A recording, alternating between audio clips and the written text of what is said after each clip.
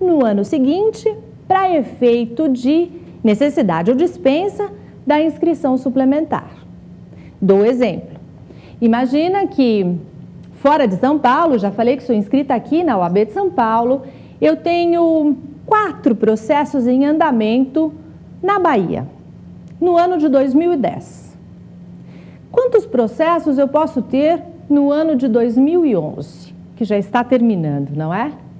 Ou no ano de 2012, como é que eu considero essa conta para evitar o exercício irregular da atividade profissional? Eu vou ter que observar se estes 4 processos no ano de 2010 já terminaram ou não. Se não findaram, eu tenho que trazer estes processos para o ano seguinte e assim sucessivamente. Portanto, a minha resposta correta numa questão de exame de ordem é no ano seguinte, se nenhum dos 4 processos terminou, eu posso ter mais um dentro do meu limite de 5 causas ao ano. Além deste limite, eu tenho que fazer a minha inscrição suplementar. A inscrição suplementar é feita perante o Conselho Seccional daquela unidade da federação onde eu estou atuando, fora do local da minha inscrição, devendo o advogado assumir o pagamento da contribuição obrigatória também neste Conselho Seccional. Vocês sabem que é da competência do Conselho Seccional fixar o valor da anuidade. Portanto, a anuidade aqui em São Paulo pode ser uma e na Bahia, onde eu usei como exemplo da minha atividade com a habitualidade, no outro estado, pode ser outra. Nesse sentido, eu posso ter quantas suplementares eu quiser ou eu precisar, de acordo com a atividade habitual no outro estado, devendo assumir o pagamento dessa contribuição anual. O fato é, pessoal, que a gente observa muitos advogados atuando fora dos seus conselhos seccionais, das suas áreas de atuação com liberdade, sem inscrição suplementar. E é importante saber a consequência disso. A atuação deste profissional é irregular. E estes atos praticados podem ser passíveis de anulação, porque é como se ele não tivesse inscrição na OAB nesta atuação fora do local e em desrespeito à própria lei. Então, na sua atuação profissional, logo depois da sua aprovação no exame, observa se o ex-adverso tem inscrição no seu estado. Se ele não tem inscrição no Conselho Seccional do local onde vocês estão trabalhando aquela demanda, observe se ele tem a suplementar. Observe, com uma simples pesquisa com o nome, se ele tem uma atuação acima de 5 processos naquele ano. E você pode, então, representá-lo na ordem, ponderar ali com o magistrado, peticionar para o magistrado que a atuação deste profissional é irregular. Nós vamos para o nosso segundo bloco, para trabalhar o Pergunte ao Professor. As dúvidas sobre o tema do dia, inscrição na OAB. Até já!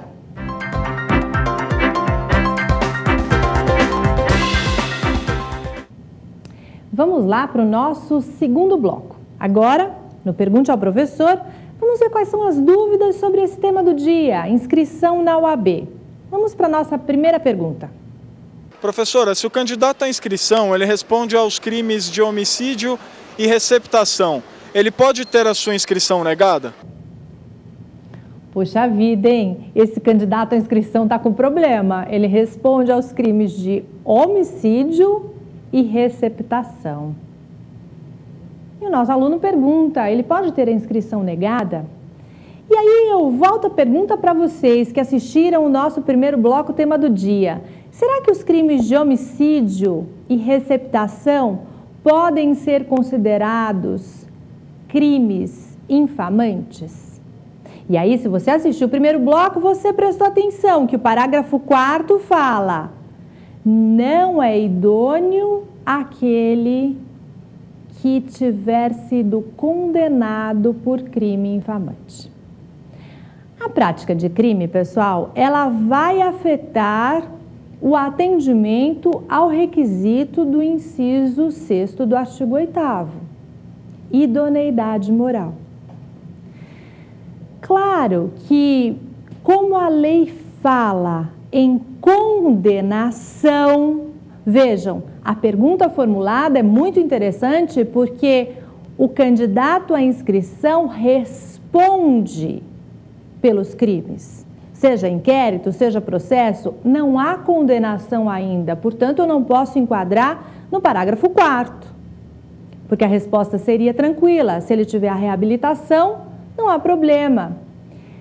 Agora, quando ele está respondendo aos crimes, será que a OAB pode recusar a sua inscrição? Nós vamos ter que fazer uma análise sobre a conduta pessoal, o comportamento pessoal deste candidato à inscrição.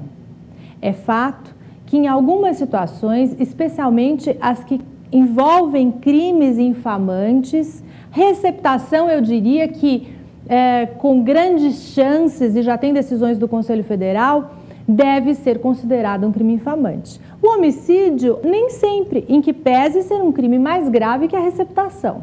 Mas qual dos crimes afeta a honra, atribui a má fama para o advogado? Então, como eu dizia, o Conselho Seccional, no momento da inscrição, avaliando esta conduta pessoal e esse comportamento que envolve a prática de crimes, pode sim recusar a inscrição. Isso será avaliado num procedimento separado pelo próprio Conselho, para que esse profissional possa até, esse futuro profissional, possa até dar as explicações necessárias em relação aos processos que está respondendo, especialmente naqueles casos de grande repercussão na mídia. Então, atenção, o fato de não ter sido condenado pela prática dos crimes não significa que a inscrição será garantida, porque o ingresso na OAB exige essa postura, esse comportamento moral, idôneo, num padrão médio. Ok? Respondi a questão, vamos ver a próxima pergunta do nosso Pergunte ao Professor. Professora Laura Di, o Conselho Seccional pode recusar o pedido de transferência do advogado?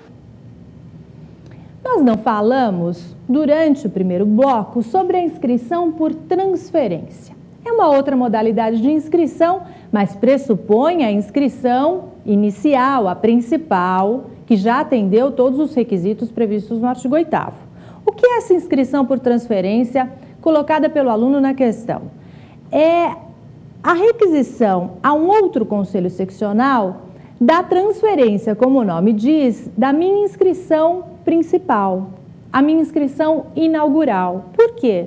Porque eu vou mudar em caráter definitivo o meu domicílio profissional para aquela outra unidade da federação, para aquele outro estado. O que o aluno pergunta é se a transferência pode ser recusada. Pasmem que sim, e neste momento da análise da transferência, a inscrição pode até ser cancelada. Dou um exemplo de uma decisão recente do Conselho Federal em que um advogado solicitou a transferência para um outro conselho seccional. Nesta solicitação, que é permitida, que é possível para o advogado diante da sua mudança do domicílio, este conselho que estava recepcionando o profissional verificou irregularidades na sua inscrição.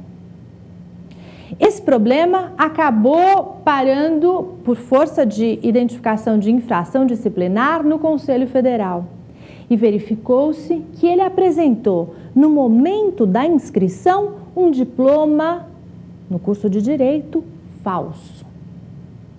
Ou seja, ele fez prova falsa de um dos requisitos para inscrição, apresentação do diploma. O Conselho Federal, portanto, diante desta